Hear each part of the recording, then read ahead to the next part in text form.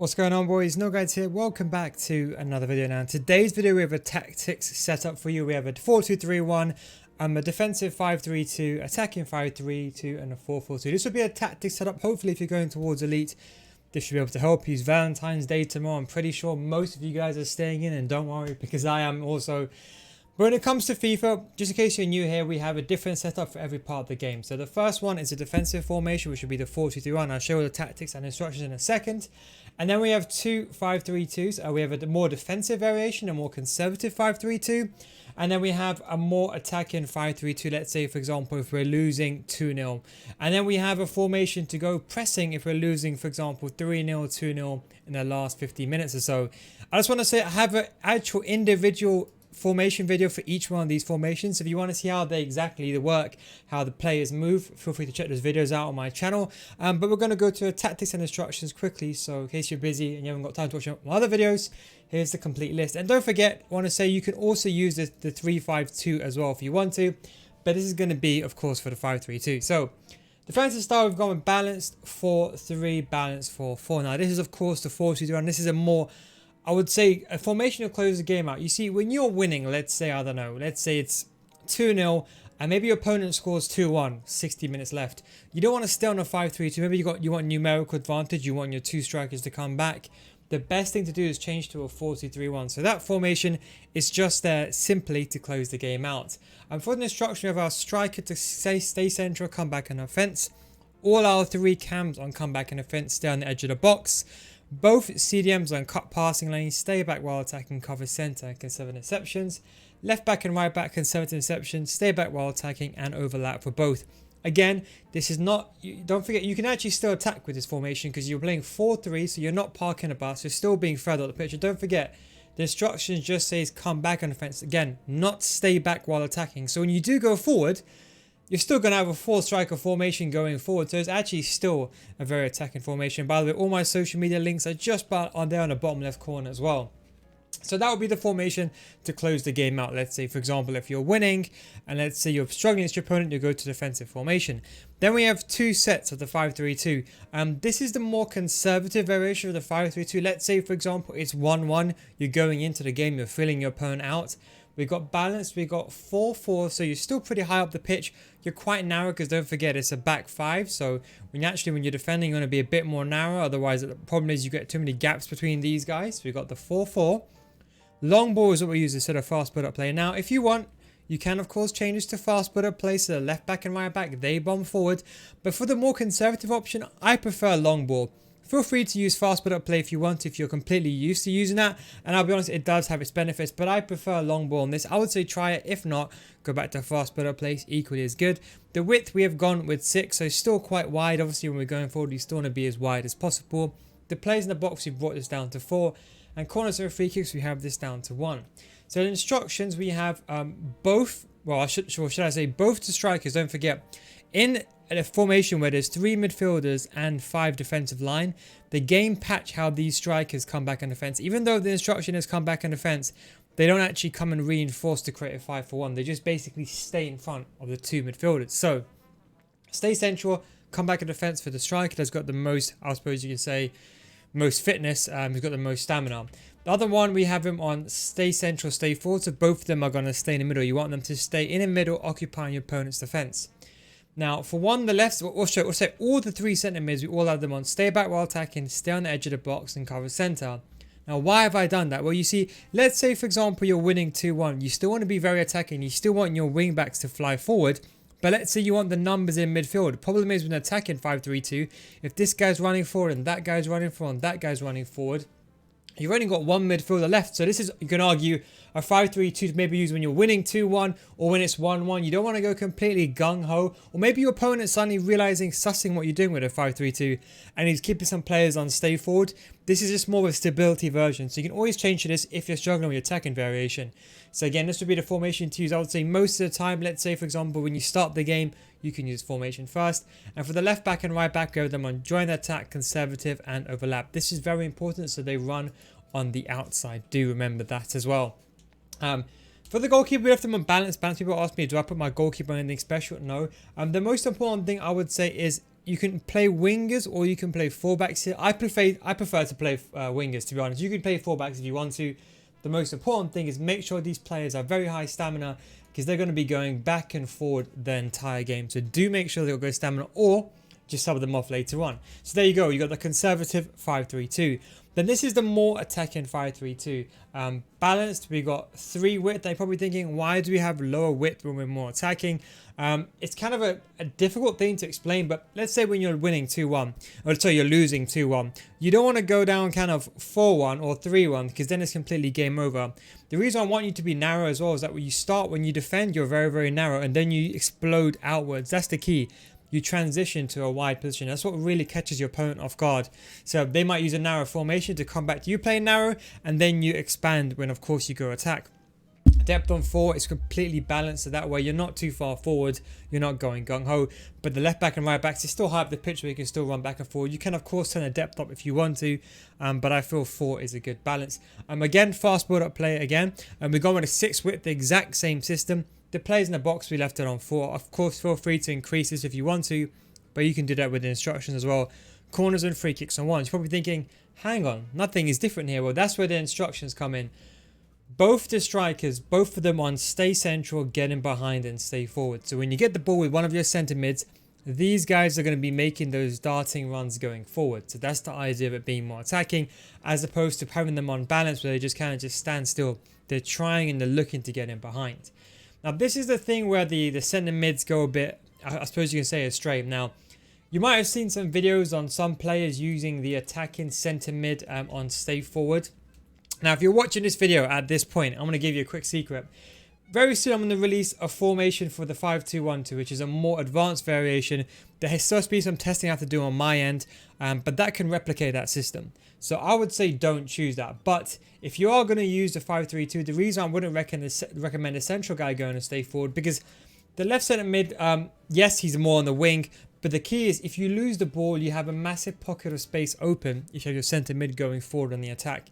It's not worth it. It's better off just leaving that central guy there naturally. You can, of course, try to put these guys on stay central, but if your opponent's got 2 strikers, your opponent can play a straight through ball down the middle. That's why I advise against having the central player on stay forward. So we've got the most defensive player on stay back while attacking, stand edge of the box, cover centre, and conserve interceptions. This guy's going to sit there, someone like Kante, a defensive-minded player.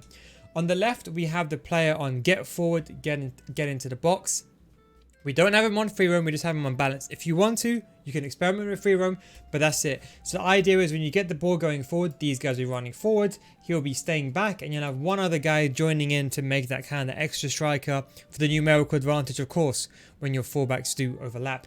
For the right centre mid, we have left him on stay back while attacking. Now, if you have someone here who's, I would say, a high is perfect here, or a high medium, then I would say leave them unbalanced. I would say first put it on stay back, then try balance. So that way you have a system where you'll have the CDM or centre mids acting like a CDM staying back. One guy doing a bit of both, so, you know, kind of going back and forth. So he's there to pass the ball to, doing his defensive duties as well. Eto, or in this case, a left centre mid as an extra striker, and then the 2 strikers, and then the players down the wings. You've got 1, 2, 3, 4, 5, 6 players going forward. And I suppose you can say the 6th player, Renato Sanchez, is kind of doing both duties. And then you have Cuadrado staying back. So at least you have that counter-attack system. The reason why this is important is I can give you an attacking formation, everyone on get forward. The chances are you're going to use it and you're going to be like, this formation doesn't work for me. Again, I'm trying to teach you to use the formation yourself and then make changes after it. Always understand, copy what I do first, and then you can fine tune it to something to your playstyle after. If you know good defending and you're an elite player, then go ahead, put get forward. But if you know, for example, you're a gold 1 player, or maybe even a gold 2 player, gold 3, silver 1, you're struggling, then I'd say recommend balance, or I would say stay back.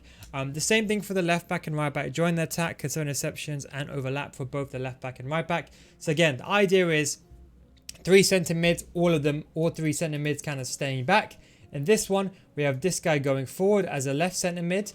So we've got the left centre mid going forward, the central centre mid staying back, and then the right centre mid kind of doing a bit of both. So you can argue there's more movement in this one and less movement in this one. That's why you start off with maybe the conservative approach, and then obviously you go up to this one if you're completely losing 2-1.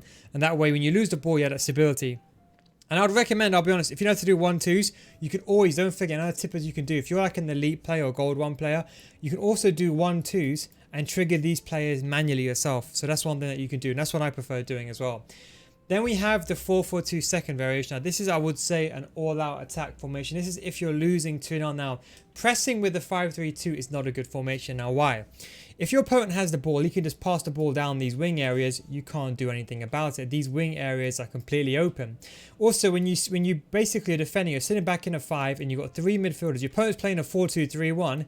He's got numbers and you can't do anything about it. So you need to have players to be able to press. You don't want to be pressing with a 5 defender formation. You're going to be pressing with a 4-4-2. It covers naturally most of the pitch, just by players being everywhere. You got 2v2 on the wings. You got of course 60% of the pitch already covered by I suppose you can say the 6 players in the middle, the 2 centre backs, 2 CDMs.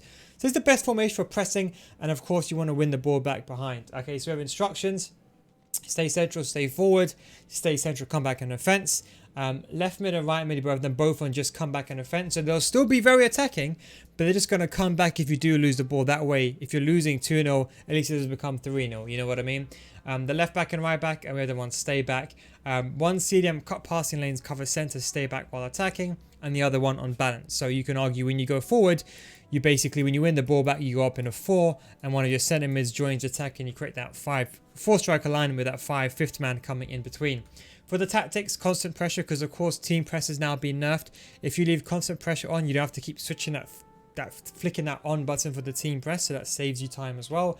We have the width, because you obviously, when we're in the defensive phase, you want to be as wide as possible. So when we're pressing our opponent, if he's holding the ball, passing the ball down the wing, should I say, switching the ball, you want to be as wide as possible, occupying as much of the pitch as possible, as opposed to being very, very narrow. Depth, you want to be high up the pitch, not too high, because obviously through balls are very much a big danger thing, and that's why even the depth for the 5-3-2, both variations are not too high, because through balls are very, very big and a big issue this game. So high enough where you can press, but not too high with one through ball will kill you. Long ball so players make runs going forward. Left this on balance, and we left this of course on 7. So this is the formation you'll be using. Let's say, for example, okay, let's say you'll win a game, it's 2-0 down, you're 65 minutes, 75 minutes, you know these two are not working, your opponent's now holding the ball, then you'll go to the 4-4-2. So how would it work? I would normally start on the 5-3-2, the more conservative approach. I'll practice doing, the 1-2s with the 3 centre mids, with the 2 strikers, doing 1-2 back, because the left back and right back, they're going to come and support you, so you should be fine. That should be good enough. And let's say, for example, if you're really struggling, then you can go to a more attacking formation. Let's say when it's a draw or you're losing 1-0 and you're really not getting through and you want to be more attacking, then you can change to that formation. If you're coming to around 70 minutes, you're 1-0 ahead, your opponent's now trying to counter your 5-3-2, or that he's going to go even more attacking, I'll suggest going back to the 4-2-3-1. If, for example, you're winning 2-1 and you're comfortable, stick on it. If you end up drawing, or let's say, for example, you're losing 2-1, and then you'll go up to, for example, the 5-3-2 attacking. If you come back 2-2, then you'll go back. This is the key. Whenever you win, let's say you're losing, and let's say you end up winning. Let's say you're losing 2-1. You come back 2-2. Then I would say go back to this formation, because it's a very stable formation. You can trust yourself to not get exploited. And let's say, for example, at that point, let's say you've gone to this formation. You're now losing 2-1.